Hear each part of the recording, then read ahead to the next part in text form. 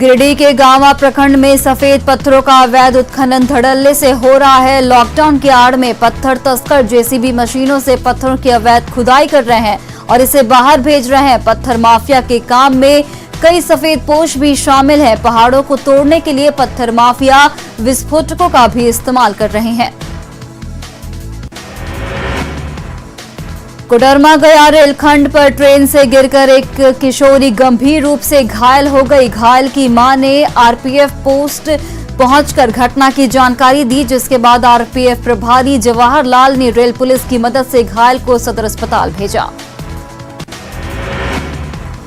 गिरिडीह के जमुआ प्रखंड के मिर्जागंज में एक गैराज में शॉर्ट सर्किट की वजह से आग लग गई, जिसमें लाखों की संपत्ति जलकर राख हो गई। बताया जाता है कि इस गैराज में गाड़ी के पार्ट्स और जनरेटर रखे थे।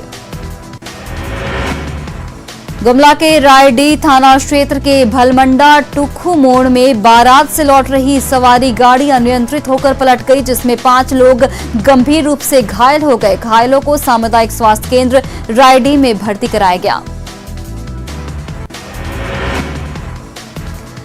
दुमका शहरी क्षेत्र में रैपिड एंटीजन टेस्ट अभियान का उपायुक्त राजेश्वरी बी ने किया निरीक्षण।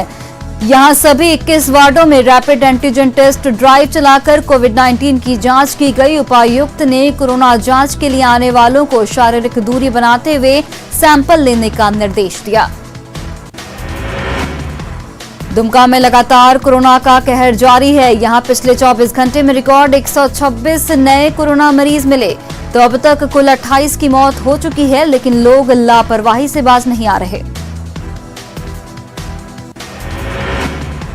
गोड्डा सदर अस्पताल से 30 खाली ऑक्सीजन सिलेंडर ले जा रही पिकअप वैन नगर थाना क्षेत्र के पाडुम्ब थान न्यू भवन के पलट गई। हादसे में वाहन के चालक बाल बाल बच गए हैं। ग्रामीणों के सहयोग से गाड़ी को ठीक कर वाहन पर सिलेंडर को लोड किया गया। गुमला के सुरसांग थाना क्षेत्र के कोबजा डोडहा में वन विभाग ने अवैध लकड़ी से लदी एक ट्रैक्टर को जब्त किया है। ट्रैक्टर पर सवार तस्कर मौके से भाग निकले। ट्रैक्टर से बड़ी मात्रा में लकड़ी बरामद की गई। धनबाद के बीसीसीएल एरिया 4 के सलानपुर कोलियारी में स्थानीय लोगों ने उत्पादन ठप कर दिया। बिजली के मुद्दे को लेकर स्थानीय लोगों ने यहां जमकर बवाल काटा। लोगों का कहना है कि बीसीसीएल सिर्फ आश्वासन देता है, बिजली की आपूर्ति सुनिश्चित नहीं करता। गुमला के पालकोट में कुएं में एक युवक का शव बरामद हुआ है। युवक 4 दिन पहले शौच के लिए निकला था। परिजनों ने युवक की हत्या की आशंका जताई है। पुलिस मामले की जांच में जुट गई है। गोड्डा नगर थाना क्षेत्र के पांडुम्बथान कोड़ाटोला के पास स्टार बस और क्रेटा कार के बीच टक्कर हो गई। हादसे में दोनों गाड़ी पर सवार लोग बाल बाल बचे। कार देवघर की ओर जा रही थी। गिरिडीह के मंजुलाडीह में भीषण सड़क हादसे में एक युवक की मौत हो गई। बताया जाता है कि युवक सुरजाही पूजा के लिए न्योता देकर लौट रहा था, तभी उनकी बाइक अनियंत्रित हो गई और हादसे का शिकार हो गई, जिसमें उसकी मौके पर ही मौत हो गई। गिरिडीह के गांवा पेरा मुख्य मार्ग पर नगवा के पास बाइक दुर्घटना में एक बच्ची समेत 2 लोग घायल हो गए। दोनों ने पेरा में एक शादी समारोह से लौट रहे थे। नगवा के पास उनकी बाइक को दूसरी बाइक ने पीछे से टक्कर मार दी।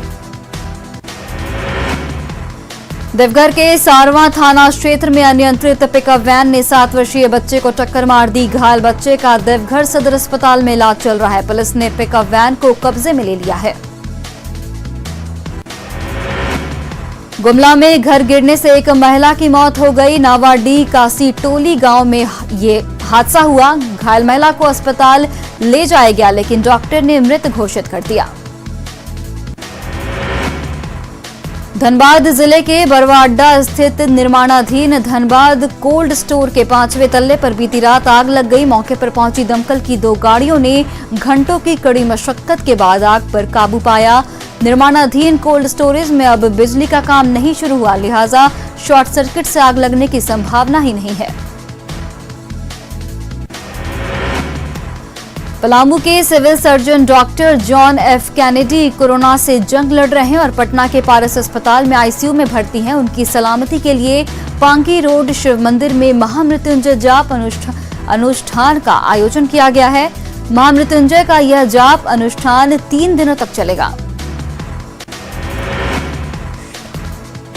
जमशेदपुर के रिफ्यूजी कॉलोनी में 90 लोग कोरोना संक्रमित मिले हैं, जिसके बाद प्रशासन ने इलाके को सील कर दिया है। कदमा के बाद अब गोलमुरी रिफ्यूजी कॉलोनी को कंटेनमेंट जोन बनाया गया। धनबाद के उपायुक्त और जिला आपदा प्रबंधन प्राधिकरण के अध्यक्ष उमाशंकर सिंह ने सदर अस्पताल के आईसीयू वार्ड का निरीक्षण किया है। कोरोना महामारी के मद्देनजर सदर अस्पताल में 60 बेड के आईसीयू वार्ड का निर्माण किया जा रहा है।